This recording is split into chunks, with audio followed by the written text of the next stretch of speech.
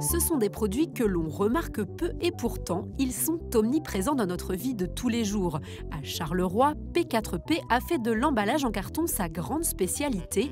Exemple avec cette boîte stockeuse pour des masques en pharmacie. On va concevoir ce type de boîte sur laquelle on va venir imprimer, apposer un vernis, apposer une dorure. Des opérations qui sont réalisées ici, dans ce grand hangar, puis direction le client final, pas forcément à l'intérieur des frontières belges.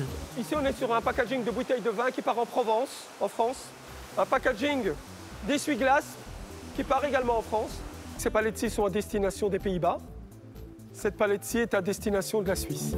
Vous l'aurez compris, peu de carton pour chez nous. P4P réalise environ 70% de son chiffre d'affaires chez nos voisins. Une diversification qui permet à l'entreprise d'afficher une croissance de plus de 20% chaque année grâce à une prospection directe dans chaque pays, mais pas seulement. On est présent dans un certain nombre de foires. Après, il y a l'élément de réseau, donc on va vraiment se rapprocher d'un certain nombre d'acheteurs, de direction de marketing. On va essayer de susciter un premier rendez-vous dans le but d'expliquer en quoi on peut être une plus-value. Des démarches que l'on connaît bien à Liège, chez Kitozim. Dans ces cuves, on fabrique à partir de champignons une sorte de poudre, des biopolymères. Ils seront ajoutés au vin rouge pour détruire certaines bactéries ou serviront dans des compléments alimentaires.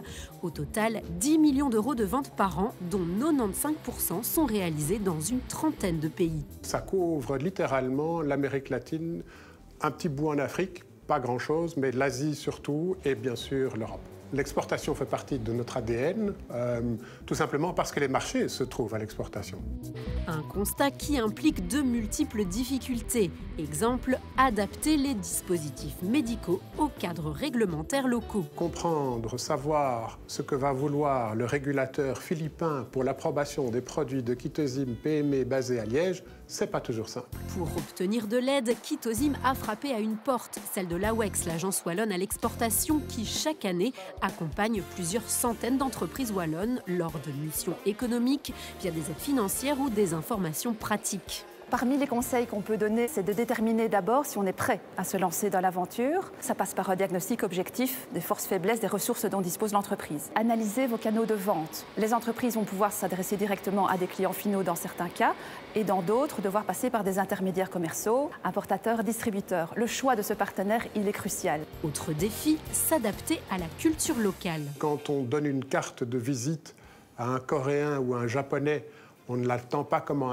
l'attendrait à un Américain. Il faut l'attendre avec les pouces devant et prendre les deux coins supérieurs et la présenter telle qu'il puisse la lire. Ça, c'est un exemple qui facilite, si vous voulez, l'établissement d'un contact et de confiance. Avec un résultat très souvent gagnant. Toutes les études démontrent que les entreprises qui sont diversifiées et bien établies à l'internationalisation sont en général plus compétitives, plus performantes, plus innovantes. Elles captent très tôt des nouvelles tendances, elles développent une grande faculté d'adaptation. Ça permet aussi à ces entreprises de parfois rentabiliser des investissements de façon plus rapide. Et au sein même de l'entreprise, c'est une source de motivation et de fierté pour les équipes. La preuve en chiffres, après une année 2019 record, puis une année de crise, 34 milliards d'euros ont été générés par les exportations wallonnes durant les 8 premiers mois de 2021. Dans nos deux entreprises, en tout cas, les projets ne manquent pas. Kitozim s'apprête à conquérir le marché chinois. Quant à P4P, elle devrait bientôt ouvrir des unités de production à l'étranger.